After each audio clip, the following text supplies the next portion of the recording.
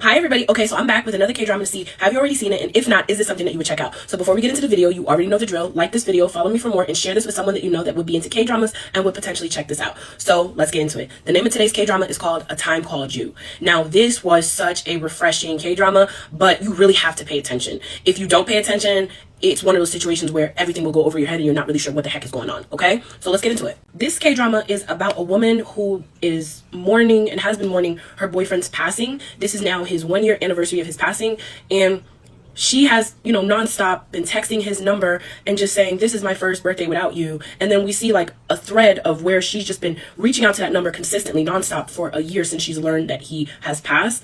She's having a hard time accepting that he has passed because they were unable to recover a body. Now, when we see the conversation and everything that was going on with her boyfriend, it was essentially that she was getting ready to leave for New York, and she said to him that they should take a break because she doesn't want him to put his life on hold while waiting for her to get her career started in New York and then come back to South Korea. Now, after he kind of like pleads and begs with her, like, don't go, I can close up my shop and I can just go along with you, like we can just go together kind of thing. And then she's just like, no, like it's okay for us to be apart for a little bit because we're going to be together forever. That was the last argument or the last conversation that she had with her boyfriend.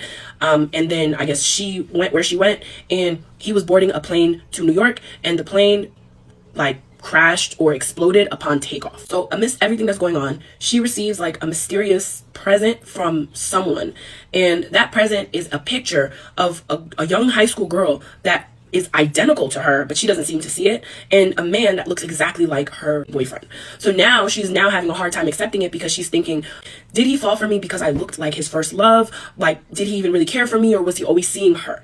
Now, as the story unfolds, things get a little more spooky. She receives another gift, which has a cassette player, a cassette, and some headphones, and she listens to it while she's on a bus, and in doing that, it transports her back to 1998, and this young girl that was in the picture, we see that she gets into an accident.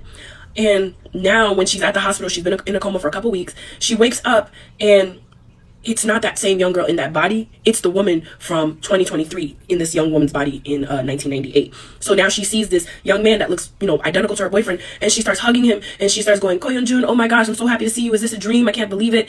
And then he calls her like a different name. He calls her, I believe, Kwon Min-ju, and she's just like, I'm not Kwon Min-ju, first of all. Like, my name is not Kwon Min-ju, okay? And he's looking at her like, we need to get the doctor over here, because what the hell you mean you're not her? And she was hugging him, and his best friend walks in.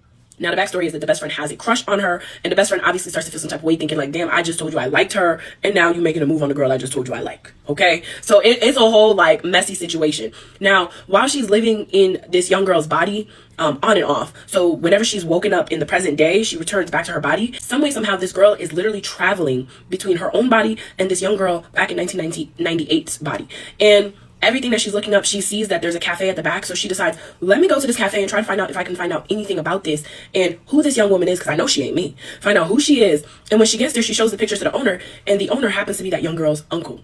And she says, okay, great, do you know where I can find her? Like, do you know what's going on? Blah, blah, blah. And the uncle goes, unfortunately, she passed away that same year in 1998. So now the girl's like, what? She passed away? And in her head, she thinks she's crazy. She's just like, I was just her. Like, I was just her. And she started to think that she's like losing her mind and everything. And she starts to get signs that, no, this is real. Like, you are actually traveling back and forth between your present day and 1998 before that girl unalives herself or is unalived. Now, the people around this young girl are starting, the young girl, Kwon Min-ju, they are starting to notice, like, you're a completely different person. Like, you used to be a pushover, you used to be really quiet, you never wanted to engage with us, interact with us, or anything. But now you're really, like, outgoing, you're adventurous, you're talkative, your personality is just bubbly, like, this is just you now, okay? And so now that friend, the one that resembles her late boyfriend, he is starting to look like he's kind of like, liking her. But his friend is kind of peeping like that he's liking her. So now the friend tried to check him like, listen, you can't hang out with her anymore. I know we're all supposed to be friends now, but no, you can't keep hanging out with her, or whatever the heck the case is, right?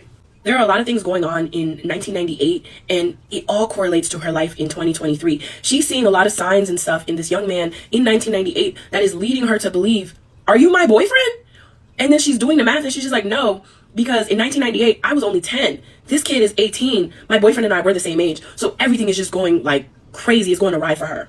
And as we watch it, we are essentially seeing like, this man had, like, her late boyfriend has a doppelganger. She also has a doppelganger. And some way, somehow, their destinies get intertwined. So now, her going back and forth, she's starting to uncover, like, wait, you might really be my boyfriend.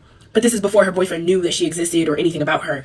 And then we start kind of like seeing like everyone around her starting to treat her better. But she's still trying to figure out what happens to the young girl in 1998. Did she unalive herself, or was she unalived? And that's when she is finding out that like one of the classmates that was trying to pick on her gets, and now she's starting to get spooked out because she doesn't know what's going on. So it's clear that there is an unaliver in the series, and she has no idea who he is or who she is or whatever. And when you see like the shadows, it's so like spooky. The whole show was a really great show. I highly recommend that you guys check it out. I'm trying really hard not to spoil it. This is why I made this video as condensed as I did. It's only 12 episodes. I know you can sit through it. So definitely go and check it out. It's on Netflix. Come back and let me know how you felt about it. But as usual, okay, thanks for watching. Okay, bye.